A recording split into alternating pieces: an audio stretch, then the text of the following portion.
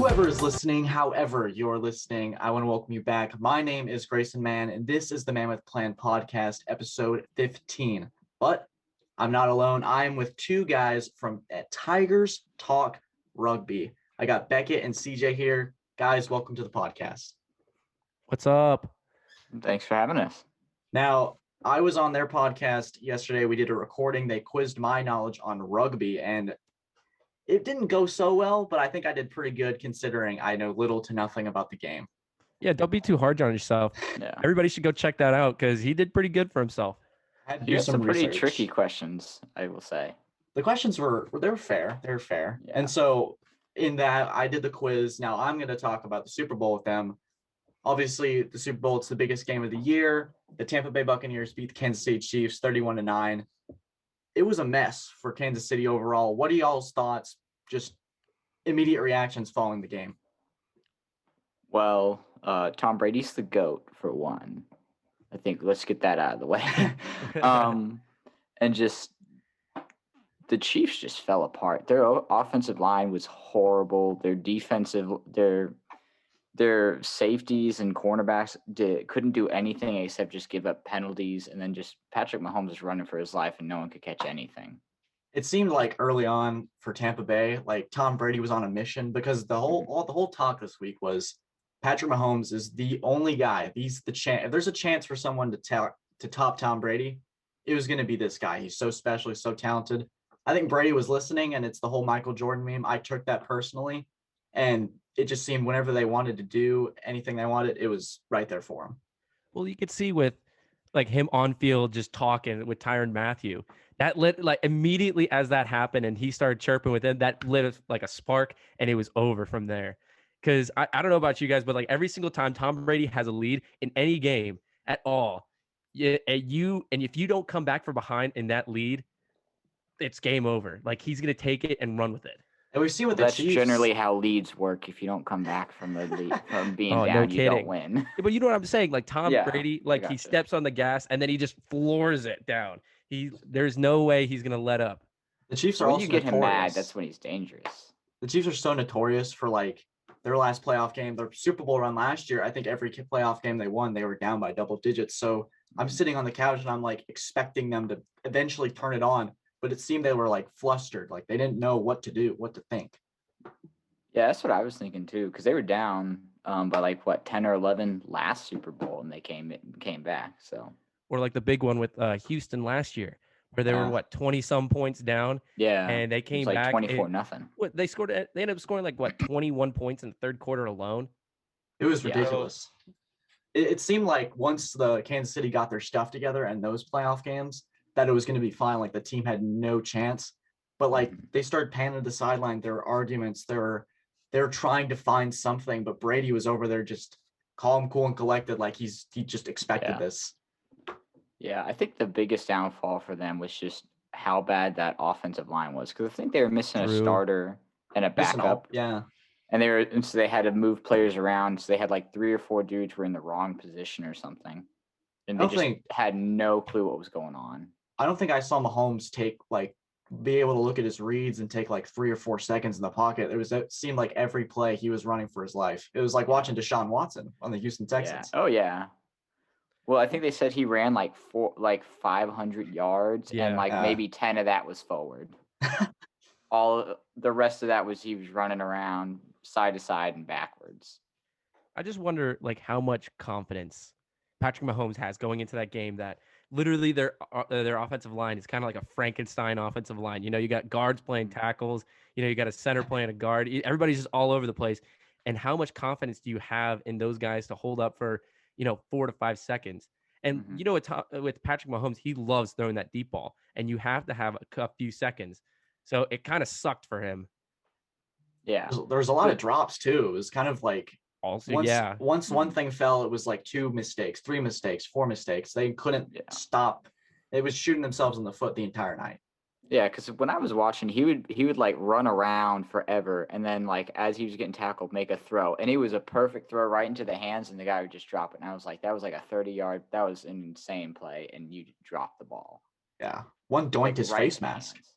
Yeah, it's like, do your hands not work? What are you doing? Like when you're able to put the ball in such a perfect spot almost every time, even when parallel on the ground, like throwing sideways, and he's able to get it into somebody's hands. As a receiver, you gotta catch him. It's especially with the Chiefs receivers. There's a general understanding that when things break down, Mahomes is going to do something, and he had though I think it's the one shot where he's like contorted and he's just like throwing it like a baseball pitch or something. Like you see those shots of just like they're just chucking it. And it was right on target. It was ridiculous. It was absolutely amazing. Like that was probably one of the most entertaining parts from the Chiefs. All night. The only other guy on offense doing anything was Travis Kelce. At least he still had some bad drops though. Yeah. Thank God for Travis Kelce and my fantasy team. Yeah. Like honestly, he put up like 24 points, and I had never expected that. So without scoring a touchdown, that's crazy. Absolutely wild.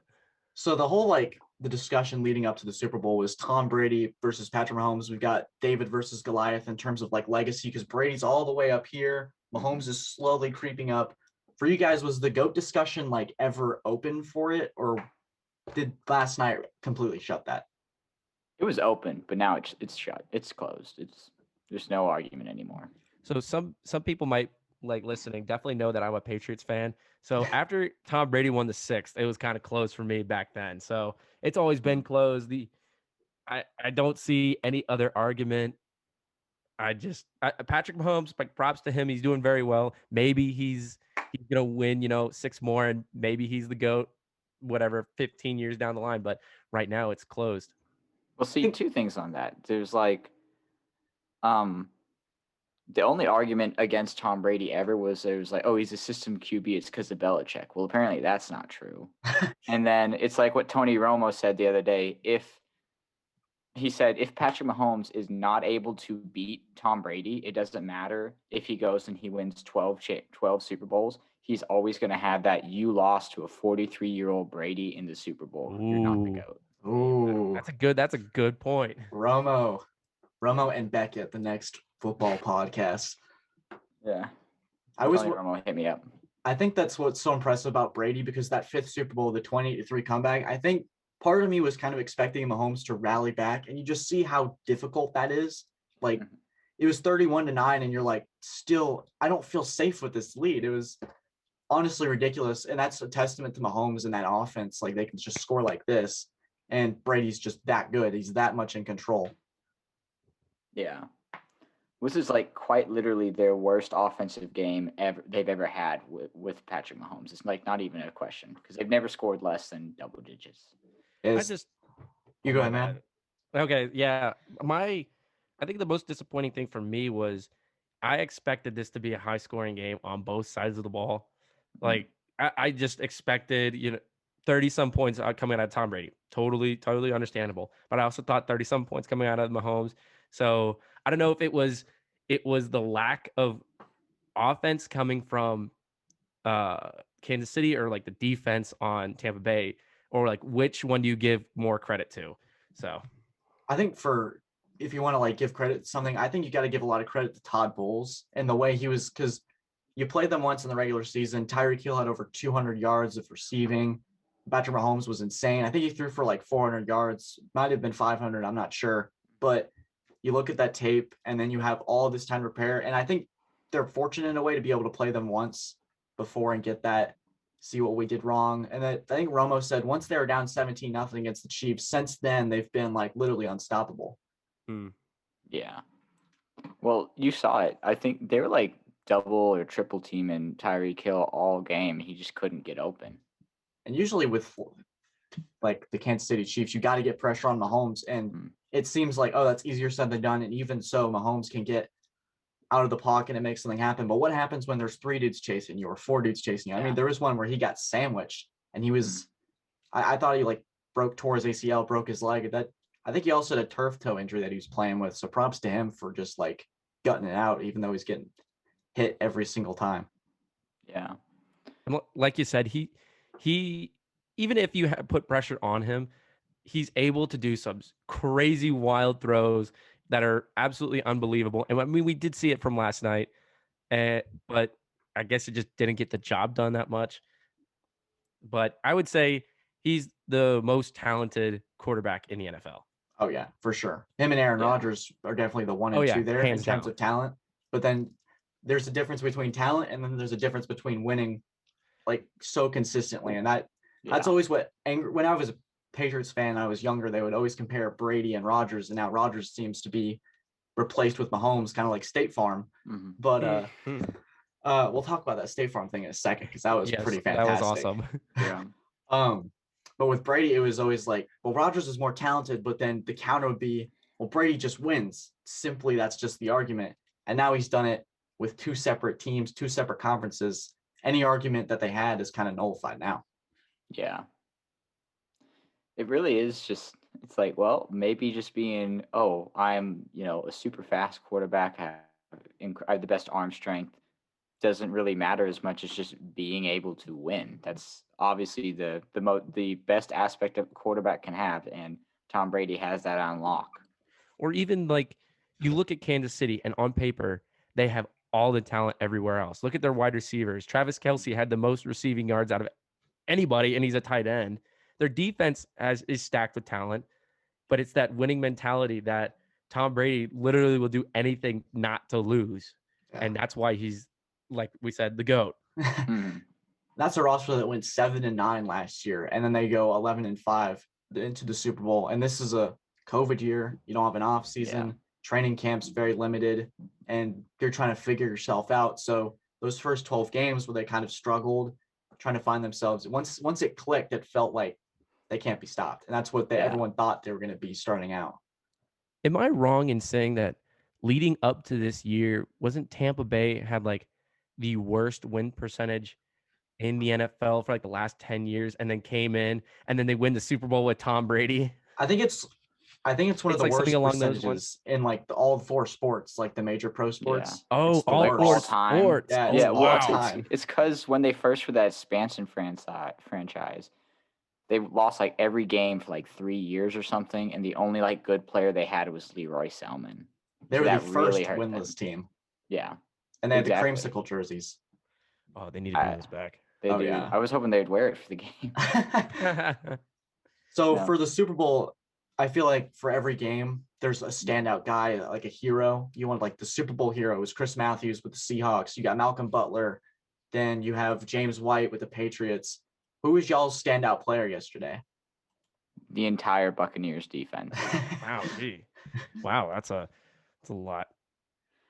What about you, CJ? I'm gonna give it up to 2 guys. I think Devin White had a heck of a game. Oh my God, that man was all over the frickin' field. He was Yeah. making tackles left, right, and center. He was putting quarterback pressures. He was covering like Travis Kelce for a decent amount of the game too. And it was wild to see him. He was literally all over the field. And then on the offensive side, Rob Gronkowski. I mean, Yep. he's back, baby. Yo soy fiesta. Yo soy fiesta. He is a party machine. For me, I'm going to give it, he's not necessarily my favorite human being in the world, but I think the story of Antonio Brown is just fascinating. Not in like the terms of like, I'm in awe, he's such a role model, but he has all these allegations. I think people literally thought he was insane. And now Tom Brady is like, hey, come to Tampa, let's revive your career. And he had like 4 catches and a touchdown in the Super Bowl. I thought it was insane. Yeah.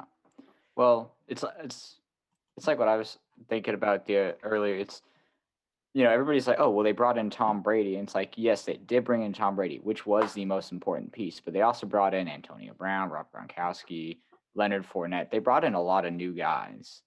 And like, I think their kicker was also new. So only the new guys scored in the Super Bowl. Yeah. Playoff Lenny. Lenny. You look at all those guys though, and it's like their career. A lot of the guys on their team, their careers are kind of like on the down low, or they're going down. They're not doing too well into some other teams, and then they just change it up. It was kind of like the Rams a couple years ago, that it was like that they had a couple guys that they just brought on that their careers were kind of dying off a little bit, like Aqib Talib, for instance. Jared Goff. Yeah. Oh well, Jared. Goff was a bust before McVay showed Yeah, up. you the team just I think he's back to being that. Or like Clay Matthews, I think was another name that you could throw out there. And they, their careers are going on the down low, And then all of a sudden they just needed to change the scenery, and then bam, they were great. And the same thing, like you look at their team too. There's like Jason Pierre-Paul, Dominican Sue, obviously Leonard Fournette. He was doing pretty terrible, and then all of a sudden he's really good. Rob Gronkowski came out of retirement. Like I said, a lot of these guys are coming down from doing not a lot to being really crucial players. Fournette was cut for like just nothing. They just sent him on under free agency, and Tampa was like, "Thanks, we'll take that." Yeah, exactly. I think they're signing him for chump change, like in terms of like what the star running backs are being signed for, and then he has over 100 total yards of offense in the Super Bowl. It's just, I think that no one can bring a group of players like that together, those personalities, better than Tom Brady. Yeah. Well, I think there's also this was correct me if I'm wrong. This was like Ndamukong Suh's first or second year with the Buccaneers, and he's been a pretty controversial player as well, and it seemed like his career was starting to take a downturn. But he was putting a lot of pressure on Brady, or not Brady, on Mahomes that game. Man, he looked pretty good. Yeah. Would be amazed if wonder what that defensive line would look like if with him and Pierre, if they still had Gerald McCoy. Ooh, wow. Gerald McCoy was still there. That's who you put your defensive tackle and nose tackle is just Sutton McCoy. I have Vita Vea. He played running back in high school. Oh yeah, you see that video where he was just trucking kids left, right, and center. That's awesome. It's like they should have gave it to him instead of Jones at the 1 yard line. They should give it to Fournette. I mean, he's playoff winning. Yeah, I don't know why I wasn't Fournette. I was like, let Fournette run that in. No one's stopping him. Oh man. So what do y'all think about like the overall the aspect, how the Super Bowl was portrayed on TV? Like for me, the takeaway was they had all the cutouts and like wherever the people weren't sitting, and it made the game feel a little more like, I don't want to say normal. Like I use that like very loosely because it's just cardboard, but it made it feel like everyone was there. It felt like the grand event that it is, because of the national championship, they pan around and it's like empty seats is everywhere you see. And it was kind of like just, it puts a downer on the game, and it's supposed to be the national championship. And I think the NFL did a really good job in the aspect of making it feel like normal again. Yeah. I would say like this Super Bowl wasn't like the greatest. It wasn't bad. I would say it wasn't bad, but there was one thing that kind of like annoyed me the entire game, and it wasn't like anything too weird or like noticeable, but it was like not the panorama, but portrait mode camera angles that they were trying to do. Where you zoom in on a player and they would look crystal clear, but then everything around it was like fuzzy. That annoyed me so much because the camera couldn't focus, and I was like, "Can you guys stop? Like this looks awful." I don't care. Just keep it normal. Keep it simple. I know this is like something that was very nitpicky, but it just looked bad to me. What was your thoughts on the halftime show? I thought it was actually pretty good. It was a little weird. It's a tad weird, but I thought it was fantastic. Definitely the fact that so I understand what the Weeknd was going for. He wanted the guys to have like the bandages he wore over his face when he got the surgery, but then they also had to wear their face masks. So they ended up sort of looking like the kid from what is it, Us? Yeah, I was gonna say the exact same thing. Yeah. So they were a little creepy. But the whole like some of the songs I didn't know, but like I think I don't want to get analytical on a halftime show, but he's really talented. Like some of those like Super Bowl halftime shows, they kind of sound a little off because there's no audio in the background to really support them or how they edit it and stuff. But he sounds really good naturally. Yeah, a lot of people were like really criticizing like the sound mixing and being able to hear the Weeknd. But the reason why they couldn't was because he was actually singing. There wasn't lip synced. He was actually doing that himself. So it was a really good show, but I didn't know this until I think this morning when I saw a video or a TikTok about it. But the Weeknd spent $7 million of his own money to put this on. It wasn't like anybody else. Pepsi didn't put it on. It was himself. And he wanted like total creative freedom when it coming to this specific show. So I think it was props to him. And it's going to catapult, like, that's pretty much the Mount Rush, like, that's the top of the pinnacle for artists, I would feel, is performing in the Super Bowl for millions to watch. It wasn't popular enough already. It's the greatest show. Shout out to, what was it, Hugh Jackson? Yeah. Yeah. All right. So before we wrap things up, I want to ask y'all about the commercials. I thought it was a pretty strong year for commercials. Did y'all have a favorite in mind? Probably the Bud Light commercial where they're all helping to flip over the truck, and then Yeah. the Bud Light night just falls off the cliff, and like, oh. Oh, rest in peace. Anyway, move on. It was like Bud Light's Endgame where they all came out of the portals and they were like, Dan. it was True. all the classics from the commercials and stuff. You're like pointing stuff out. Hmm. And the Bud Light, I was like, oh, it's the Bud Light. I was like, oh my gosh, I haven't seen him in so long. Yeah. I think it was one of the, I wrote it down. It was, we got to talk about Drake from State Farm first. The Drake big from State reveal. Farm. Yeah. I hated that so much. Why was that? I was expecting like a football player. So I was like, okay, who'd be really good? Aaron Donald would probably be pretty good. Yeah. Maybe like Brady from State Farm would be funny. That would be funny. But Drake from State Farm, I Drake. was like, are you kidding me? Drake's everywhere, man. Yeah, that's what I was thinking. Like Drake just wants another cash grab, it seems. Yeah. I wonder if he'll be continuously in those commercials or he'll just kind of show up for that one Super Bowl paycheck. Yeah, good point. Maybe. All I'm saying is, the Drake curse. Drake was wearing red in that Super Bowl commercial. The Chiefs were wearing red. The Drake curse lives Pat on. Mahomes It is also a continues. State Farm guy. Pat Mahomes was in it. The curse continues, man. Oh man.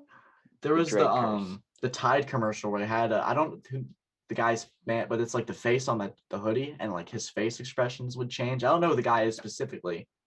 Yeah, it was Alexander. Gonna have to, I have don't honestly know. no idea.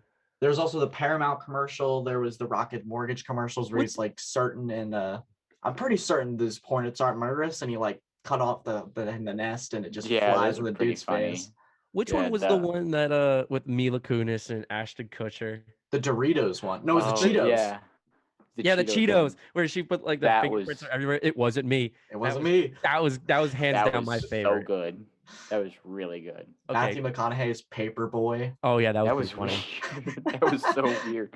I'm like, this is so Matthew McConaughey because this is so weird. Okay, did you guys have a least favorite? I'm trying to think if I had a least favorite. It's probably one of the ones that are like depressing or something because I'm just like, hey, I'm trying to laugh. Okay, Mm. I have strong feelings on this one. All And right. it was the Oatly milk commercial with the CEO in the middle of the field. playing Yes, the that one keyboard, was like, terrible. Now I so remember. bad. Oh my god, it was terrible. That It was got so that was bad. stuck in my head in the entire game, and I didn't want it to be. I was like, you really you spent millions to get like a Just Super to do Bowl ad, that. and this is what you did. You couldn't have done like something like, oh yeah, it's like just space lasers or something like totally unrelated, and like, oh yeah, and It's comical. yeah, Because that's why I couldn't name it because I've tried to forget that so bad. yeah. You're not a fan. I liked the Mountain Dew commercial where they had the car driving itself. Oh yeah. Mountain Dew always has a really good commercial. What Yeah. about the guy with the claws, like the Freddy Krueger type thing, where he was like, he had the Oh yeah, claws in the car. Edward, Edward with the Edward Scissorhands? Scissorhands Yeah. thing. He Yeah, like that was caught the pretty funny. football and just popped. Mm-hmm. Yeah. Call back to one of Johnny Depp's movies. That honestly, this was a pretty good year for commercials. It was. They're pretty solid, other than the oat milk. Yeah. Let's talk about that one though. All right. Before we wrap things up, I want to just thank you two for being on the podcast today. Do you guys, before we start or finish, do you want to have the people know your Instagram, your handles? Let's hear them because they're going to be in that description below. Y'all got to check them out. Yeah. So we're obviously, as Grayson said, we're a rugby podcast. We like it. We talk all things rugby. Sometimes we talk a little bit of football, a little bit. Yeah, every once in a while. Just every now and again. Yeah. So we're Tigers Talk Rugby. So if you just go on Instagram or Facebook, just type in Tigers Talk Rugby, you'll find us. We're on Anchor, Breaker, Spotify, bunch of Google Podcasts, Apple Podcasts, bunch of most of the podcast platforms. So Gotta go check them out. All right. I hope you guys enjoyed what you listened to today, and thank you for sticking along. This was a fantastic interview to do on the Super Bowl. I hope you guys have a fantastic day, and as always, take care.